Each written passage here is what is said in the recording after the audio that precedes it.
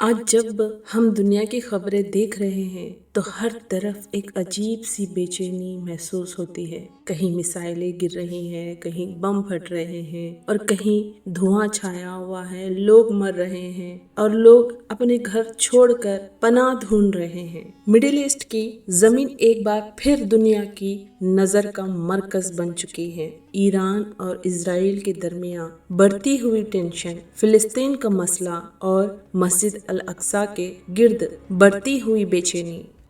مگر سوال یہ ہے، کیا یہ سب صرف سیاست ہے یا پھر تاریخ کا کوئی پرانا صفحہ پھر سے کھل رہا ہے؟ یہ زمین صرف ایک شہر یا ایک کنٹری کی کہانی نہیں ہے، یہ زمین انبیاء کی زمین ہے۔ یہاں حضرت ابراہیم، حضرت داؤد علیہ السلام اور حضرت سلیمان علیہ السلام کی حکومت رہی اور یہی مسجد الاقصی موجود ہے جو اسلام کا تیسرا سب سے مقدس مقام ہے۔ اسی زمین سے رسول اللہ صلی اللہ علیہ وسلم نے اپنے عظیم سفر اسراء اور معراج کی ابتدا کی تھی۔ مگر تاریخ ہمیں ایک اور سچ بتاتی ہے، جب انسان اللہ کی رہنمائی سے دور ہو جاتا ہے، جب ظلم اور فساد بڑھ جاتے ہیں تو پھر دنیا امتحان کے دور میں داخل ہو جاتی ہے۔ حدیث میں ذکر ملتا ہے کہ آخری زمن میں فتنے بڑھیں گے، دنیا میں الجھن اور دھوکہ پھیل جائے گا،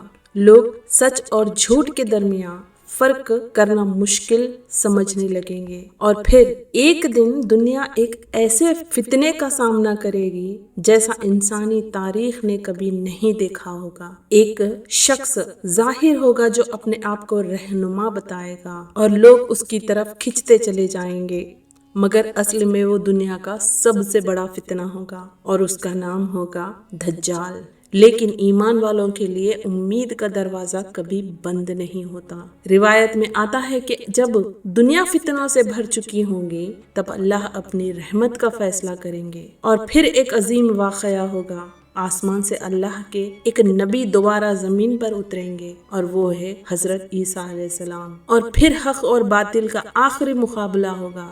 اس لیے آج کے وقت میں سب سے ضروری چیز یہ ہے اپنے ایمان کو مضبوط رکھنا، اللہ سے ہدایت کی دعا کرنا اور ظلم کے اندھیرے میں بھی امید کی روشنی کو زندہ رکھنا، کیونکہ اللہ کا وعدہ ہمیشہ سچا ہوتا ہے اور آخر کار جیت ہمیشہ حق کی ہوتی ہے، چاہے لوگ کتنی بھی تباہی مچا لے۔